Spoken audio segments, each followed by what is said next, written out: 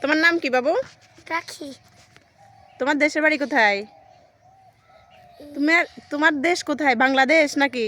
তুমি বাংলাদেশে থাকো? পুরান দেখাচ্ছি। তুমি কোন ক্লাসে পড়ো? ওয়ানে। ওয়ানে পড়ো। তোমার রুল কত? 1। তোমাদের দেশের কিছু ভাষা বলেছে?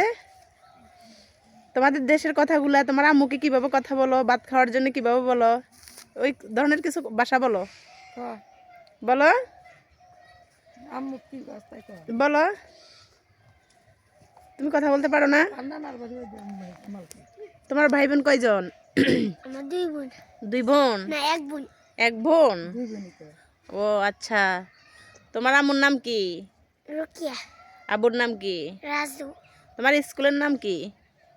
সৈকতি। ও তোমার রেজাল্ট কত? রুল কত? তোমার রুল কত? 1। মাশাআল্লাহ, গুড গার্ল। তো তুমি তো দেখতে সুন্দর। তোমার কিছু ভাষা বলো, তোমার গ্রামের কিছু ভাষা বলো আন্টিকে।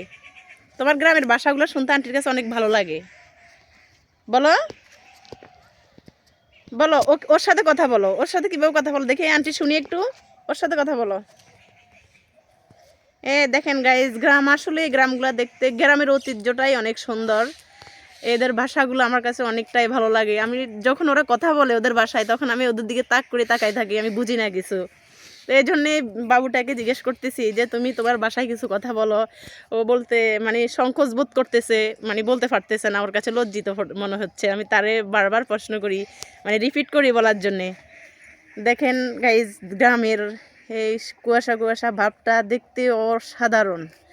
মানে এটা গ্রামের ঐতিহ্যটাই মানে অন্যরকম। সর্ষা খেতে ভরা সবজি, এই দেখেন ফুলকপি, পাতাকপি, কাঁচামরিচ। গ্রামে আসার পরে এগুলা দেখতেছি আর কি। অত আসার পরে না আমার গ্রামে, আমি গ্রামে আসছি আমার একটা বা ঢাকায় আসছি আমার অফিসের কাজে, সেখান থেকে সেই উদ্দেশ্যে গ্রামে আসি মানে কিছু ভিডিও দর্শকদের মাঝে ছেড়ে দিলাম। গাইজ তোমরা বলবা কমেন্ট করি যে যেখান থেকে দেখতেছ কেমন লাগে দেখতে। কুয়াশা কুয়াশা ভাব আসলেই অসাধারণ। মানে গ্রামের স্মৃতিগুলো না দেখলে মানে ছোটোবেলার স্মৃতিগুলোর কথা মনে পড়ে যায়, যে আমরা ছোটোবেলায় কখন কি করলাম।